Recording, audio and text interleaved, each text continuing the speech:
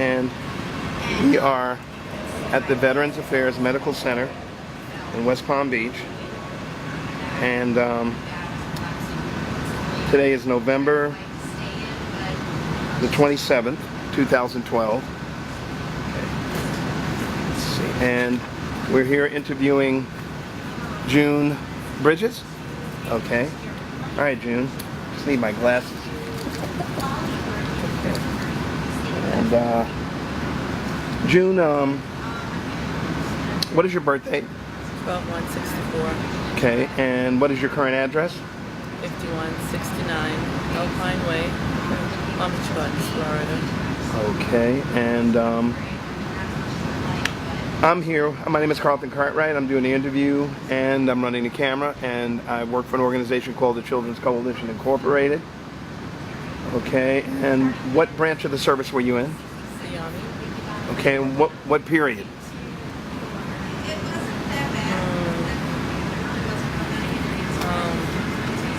Well, I joined the military in 1984. Okay.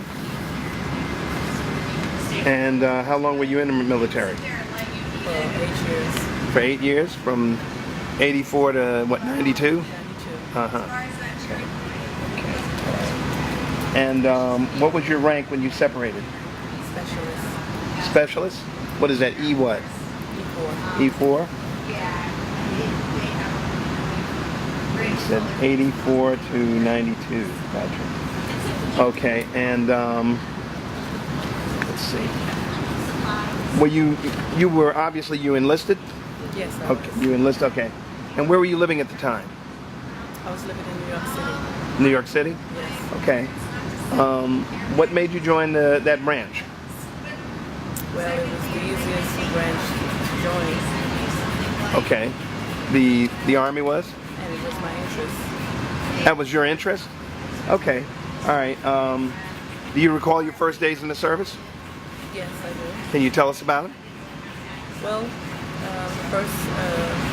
first day was quite hectic.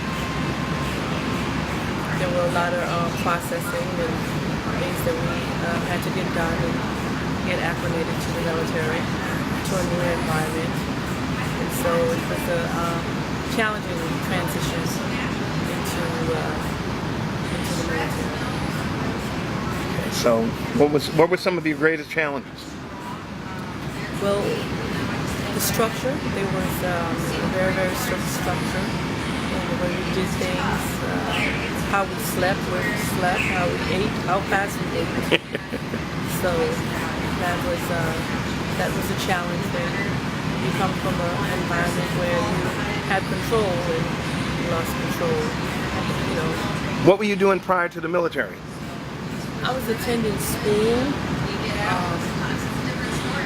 but my life was not where it needed to be, and I think at the time I was homeless, but at the time I didn't know I was homeless, but as I reflect, I was homeless, and so this was a great opportunity for me to not be homeless and still do something that I've always wanted to do.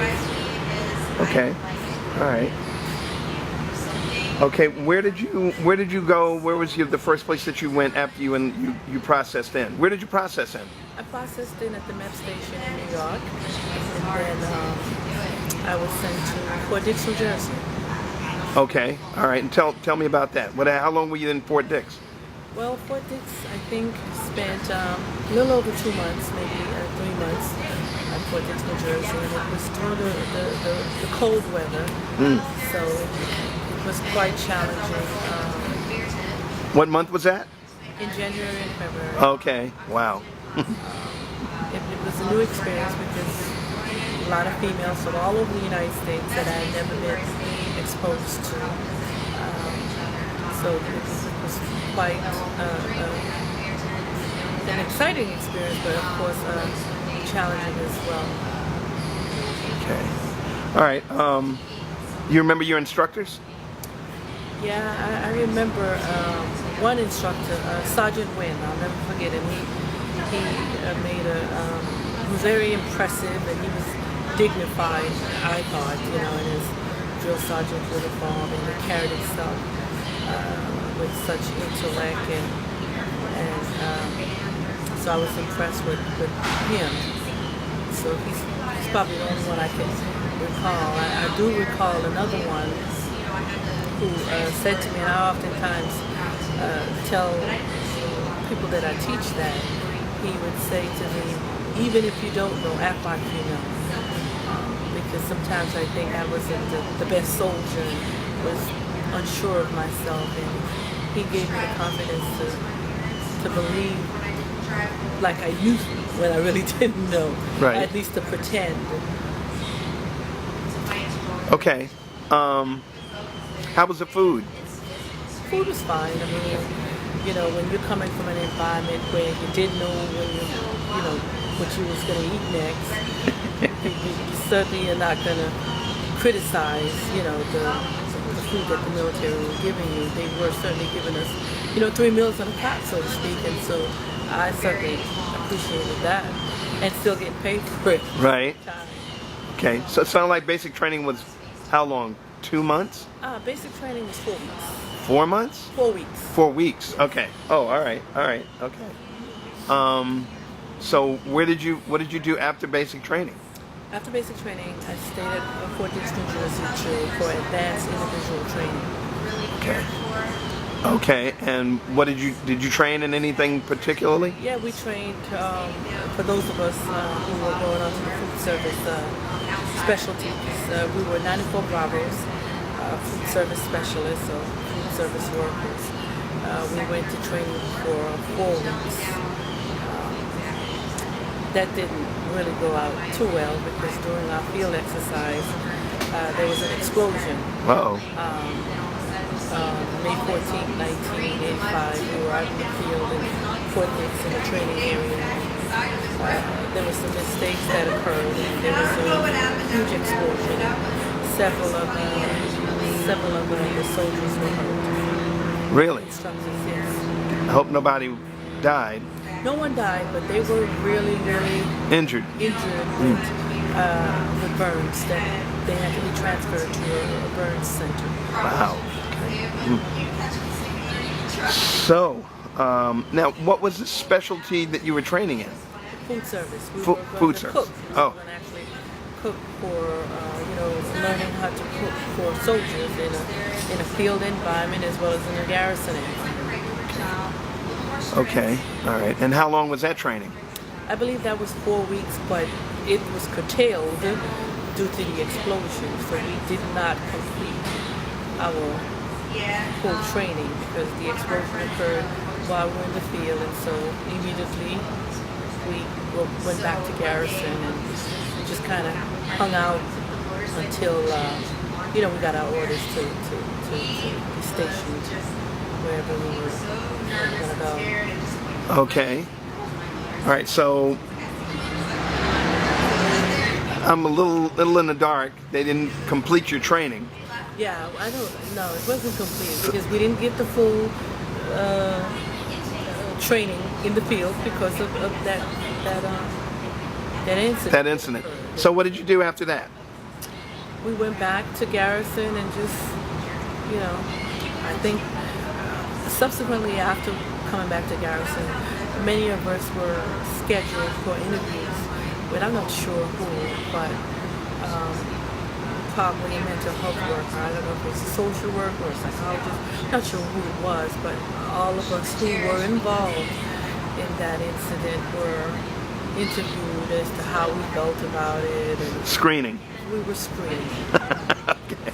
Yeah. All right. And how long did that go on?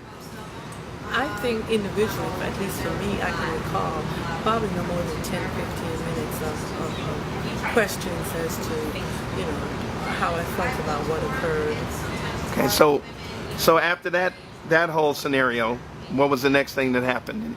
You're saying garrison. What state were you in again when this happened? In New Jersey, Fort Oh, Dix. okay. So what happened after that? I think maybe a couple of weeks we were in garrison and just probably doing little things around maybe being a, I forgot what you call them, the CQ, not CQ, but there's something else, I don't remember the name. But we just did minor task assignments. Right, sort of like an orderly. Orderly Right. assignments. Running. OKP. Right. Until our orders were prepared for us to go. So you're doing miscellaneous. Exactly, miscellaneous tasks. Right. Until we were, until our orders were prepared. So how long did that last before you got your orders to go? I would say 2 to 3 weeks. Okay. I would call 2 to 3 weeks. So then you finally got your orders, and where did you go? And I was sent to Fort Polk, Louisiana. Oh, okay. All right. And what was your assignment there, and how long were you there? I was assigned to 105th Military Intelligence. It was a beautiful post, beautiful base. And I think I was there for about 2 years. It was a great assignment. Never been to that state. Quite different from New York or New Jersey, but it was an experience, and my assignment was really great. And I think I stayed there about 2 years. Okay. All right. How was the food? How were the people? Food was great. I participated in several competitions as it relates to food during Thanksgiving or Christmas. So the food was great. The base was a great place. The unit was great. And it was my first duty station, so it was a great experience to meet more people from all over the United States. And it was something that I was happy that I did to join the military. Okay. Did you have all the supplies that you needed so far up to this point? Did you have everything that you needed? Everything like what? Well, in your living quarters as well as your work environment. The living quarters was excellent. Mm-hmm. The barracks, just everything. We had a day room, we had a TV. Just everything I needed was there for me. Good. There was nothing, even when I couldn't go home for Thanksgiving like some soldiers did. Right. The dining facility was always open for us. So that installation was really great. Great, good. Okay. So what did you do after? Where would you? Okay, so you were reassigned after that. I was reassigned. Did you go on leave while you were in Louisiana? No, I never went on leave. Never? Did you go to New Orleans? Did you go visit anywhere? Did you? No, I never did that because it was my first duty station, and I wasn't prepared to go on leave. I may have went to probably Shreveport with someone who had a car. I didn't have a driver's license at the time, but I never really went. So you stayed on the base the majority of the time, huh? You didn't go home at all? Never went home. Really? Did you stay in touch with your family? Barely stayed in touch. I just developed, a lot of friendship, close friendship that I, still have. So you in made. the military. I understand. Okay. All right. So where did you go after Louisiana? Where was your next duty station? I think my next duty station was Camp Casey, Korea. What is that? Camp Casey, Korea. Korea. Oh, you went to Korea. Okay. All right. Before you went to Korea, did you go home on leave at all? Or you just went straight? I went straight to Korea. Okay. And Camp Casey, Korea. Is that near Seoul? What was that near? No, it's further near the DMC. Oh, really? Further north, I would imagine, further right? north near the DMC in a town called Tongdushan, but we called it TDC. Okay. All right. And how long were you stationed there? I was there for about 18 months. Okay. 2 years.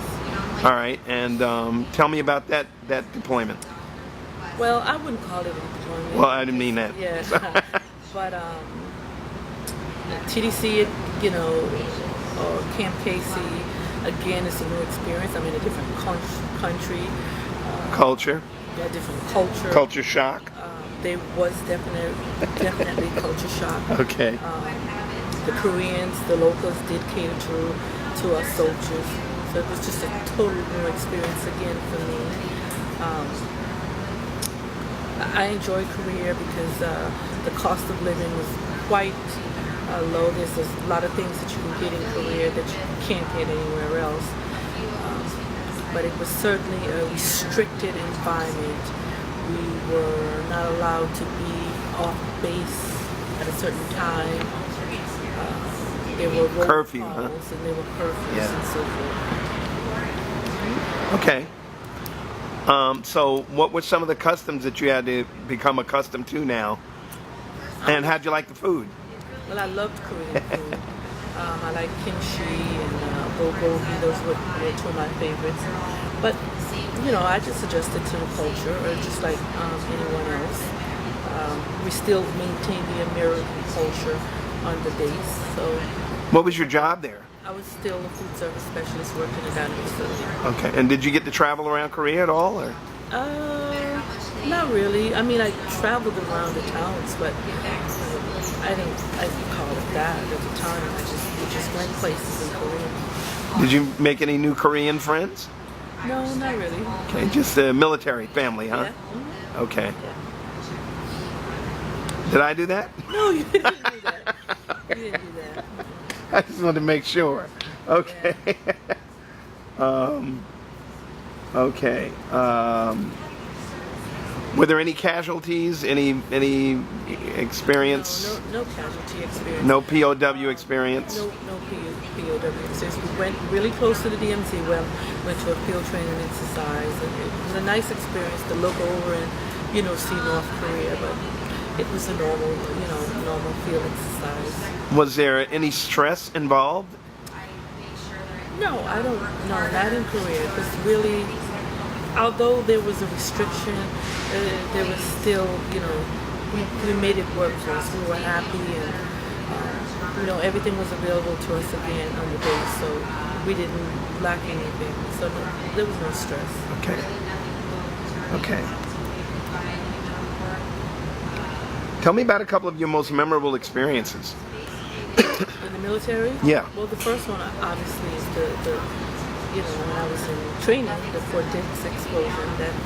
That is quite memorable because you know, it's just, you know, not something you expect to happen when you join the military. You know, at least an accident. Right. So that was memorable. And another time probably is when I my curfew. I passed my curfew and I was out somewhere in Korea land and wasn't sure where I was, and had to find a taxi to get back, and probably got in trouble for that. Probably another memorable experience was when I was in Germany, and it was so cold. And, you know, we had just gotten to Germany. We were living on all-post housing, and our car hadn't transferred yet to, you know, shipped. And so I had to walk to work at 4 o'clock in the morning in Germany. In the cold and dark. Oh, so you, after the 18 months in Korea, then you went to Germany? After the 18 months in Korea, I went to Fort Sill, Oklahoma. Oh, okay. And how long were you there? Yeah, for about 2 years. And then from Fort Sill, went to Germany. Okay, so what'd you do in Fort Sill? Fort Sill? Fort Sill, the same position. Fort Sill, Oklahoma, Okay. same position. How was that? Cold? That was a bit different, you Okay. know. It's an older base. I was in 6th or 32nd Field Artillery, and it was mostly all male units, so all the females pretty much was in the food service field. So Okay. it was a different experience, you know. What was so different? What do you mean when you say Well, 'cause different? I saw small town America Okay. that I had heard of and never experienced, and I lived. This time I didn't live under barracks. I lived off base. On the economy. Yes, and on the economy, and so it was a new experience. Yeah. And how was that? Was it good, bad, and different? No, it was okay. You know, it was just that something new, and it was exciting to, you know, live on the economy, live in an apartment. You know, now I had been in the military long enough that I could, you know, live on the economy and Knew what you were doing. do what I was doing and feel like a grown up and not a new recruit. So to speak. Did you have a roommate or you had your own place? By then I had gotten married, to another soldier. Oh, okay, okay. All right. All right. So, what was his job? Just curious. He was communications. Uh-huh. 31 Charlie. Okay. 31st Communication Group? No. Just his MOS was 31 Charlie. Oh, okay. All right. All right. Anyway, okay. So, how long were you in Oklahoma? And what city were you near? Lawton, Oklahoma. Lawton? Never heard of it. Okay. All right. So after Oklahoma, now you went to Germany. Yes, I went to Germany. Did you go with your husband? Yes, we went Oh, together. good. Okay. And where were you stationed in Germany? We were stationed in a small base called Peden Barracks in a little suburb of Wurzburg. Warrisburg? Yes, suburb of Wurzburg. What big city were you near? Frankfurt or? Wurzburg was the big city. Oh, really? Okay. All right. All right. What part of Germany was that in? I'm not sure. Right. what part. I think we were north. Was it? Okay. And how long was that tour? That was 2 years too. Okay, and you were still in food service? I was still in food service in 2nd Field Artillery Brigade. And how was that? Did you live on the base, or you lived on the economy, or? We lived on the economy just right outside of the base. Uh-huh. Okay, and tell us about that. What was that all about? Well, Germany was quite different. You were in Europe, and culture was totally different. And if I had to trade the two or compare the two, I would probably prefer Korea much better. Really? Why is that? The Koreans was much more welcoming and appreciated us. I'm not sure that the Germans felt that way about us. I think we were probably in their way, or I'm just not sure how they felt. Right. About us. But, Okay. it was a place that we could save money. I could say that much. Okay.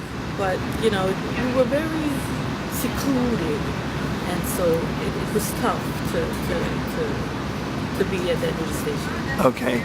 Did you get to travel much? Yeah, we got to travel. We went to Austria, and the military always had different R&Rs for us to go to. So we went all over the place. Tell me where you went. Where'd you go? A place called Birch's Garden. Uh-huh. And then we went to Austria, and some of us went to Czechoslovakia on a shopping trip. Uh-huh.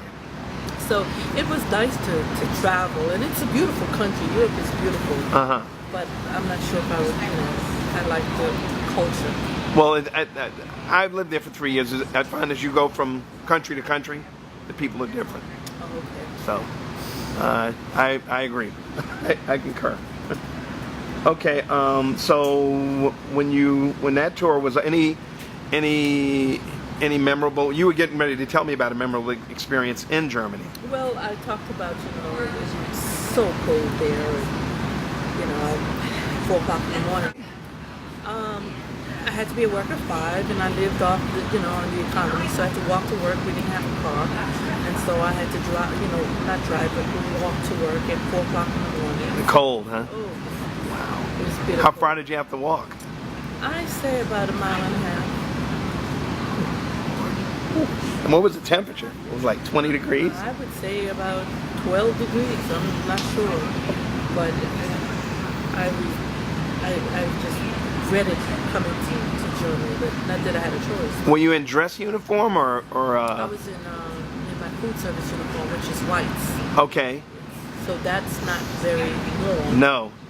Then yeah, but you still had a coat and Yeah, I still had my BDU jacket. with a lining, and how about long johns?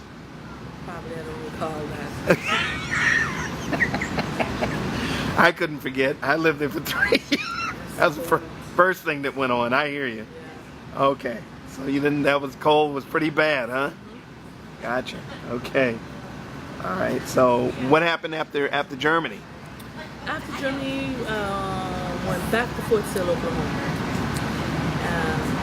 Went back to Fort Sill, Oklahoma, and was assigned to a transportation unit. Okay. So how long were you there? And the husband got a spot back there too? Yes. Good for you. Back there. Okay. And there, I guess, about 2.5 years, and that was my final duty station. And that's probably one of the best experience I've had, because that's where I established the long-term friends that I still have now. So that was a good experience. Good. Good. Okay. Did you throughout the entire experience, tell me about your awards and citations? Well, I mean, I received the Persian Gulf, Southeast Asia, I think it was, award. I went to Iraq and Turkey while in Germany. Actually, I volunteered for that. Right. And so I received that, and the Army Accommodation Medal, several of those. Okay. And a whole bunch of other, in place in Turkey. And Where's that? Incirlik? Incirlik Air Force. Okay, so let me get this straight. Turkey. From Germany, you went to I deployed. where? Station deployed to Silopi, Turkey, and Iraq. Incirlik? Incirlik Air Force Base. Okay, and tell me about your deployment. Well, we deployed to Incirlik Air Force Base. We were under the 21st KCOM, and Incirlik Air Force Base, they had a tent city, and we stayed there for several days. And then a bus came and took us to Silopi, Turkey. And Silopi, Turkey is in the mountains of Turkey, and it's near the border of northern Iraq. And so we traveled there. And that's several hours to the mountains, real rugged area. We were able to see Syria across the border. Mm-hmm. And then we got to Silopi, Turkey. Basically, it's desert mountain. That's what it is. And this was Operation Provide Comfort. And so we connected with people from all other parts of Germany to support this effort, operation. And we work with Turkish soldiers and British soldiers. And then several weeks later, some of us were asked to go to a place called Zaku, Iraq, in northern Iraq, and I was one of those soldiers that who had to go, and I hid for 2 days trying to avoid not going, but it was, I guess I had to go, and so I ended up going to Zaku, Iraq. And interestingly enough, I liked Iraq better than I liked Silopi, Turkey. I liked the Iraqi people better than I liked the Turkish people. Oh, really? Yeah, but it was interesting. We saw children. The children, ran behind our deuce and a half. That's a truck. Right. Big old truck. Right. Ran after our deuce and a half, and I remember drinking a Capri Sun. That was the first time I was ever exposed to a Capri Sun. Right. And I was drinking a Capri Sun, and children begged me for it, and I just gave it to them. But one thing I have to say about the military, that was a time that I was really proud to be in the military, because the Army did not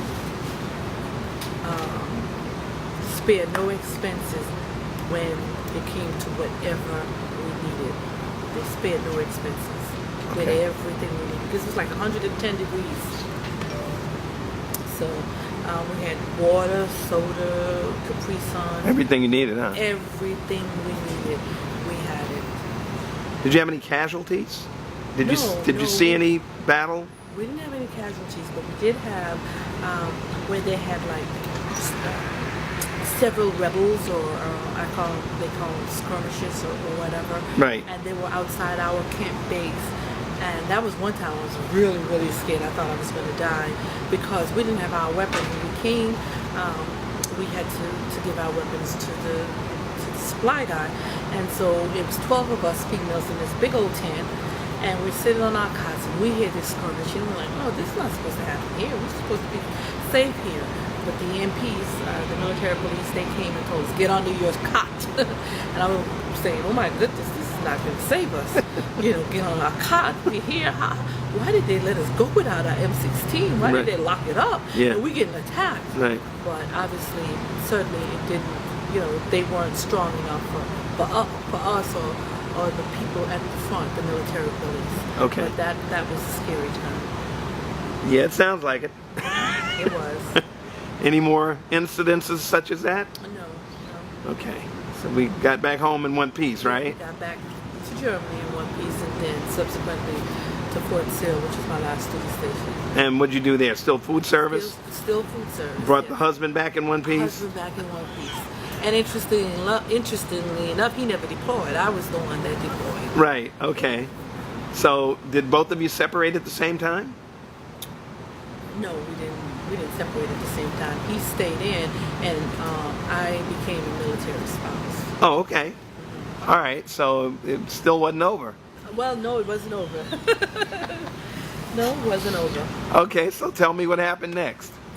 What'd you do when you got out of the service?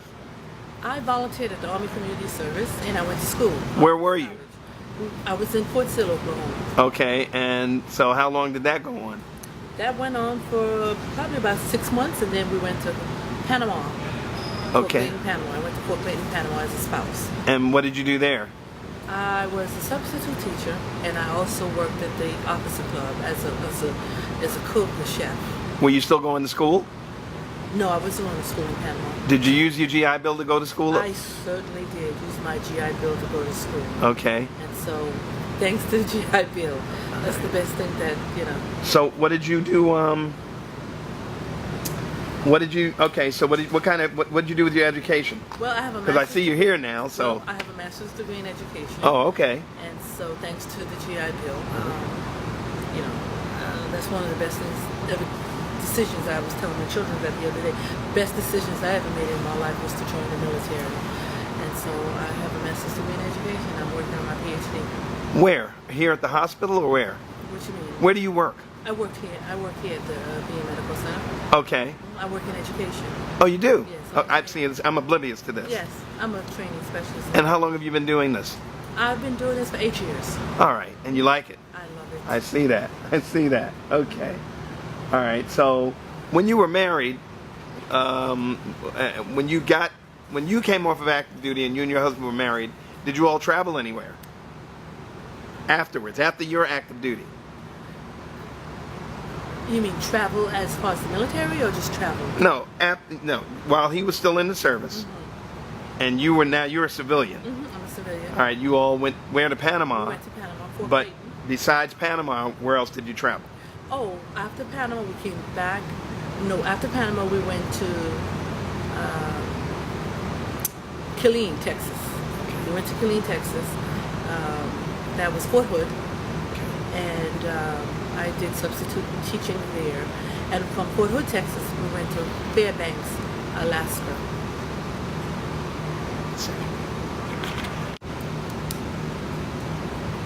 Alaska? You went to Alaska? Fairbanks, Alaska. How long did you go up? Oh, was your husband stationed up there? Yeah, he was stationed Wow. there, and I was there for 2 years. Okay. How was that? Wonderful experience. It wasn't cold? It was very cold, but Alaska is a beautiful place to be. Uh-huh. It has its disadvantages, but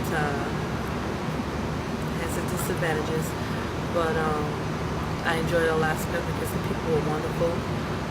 The base was wonderful. It was an old base, but just the experience of such a beautiful place. Right. And I didn't think I was still in America. Really? Yeah, well, it was different, very different from down here, that's for sure. Okay,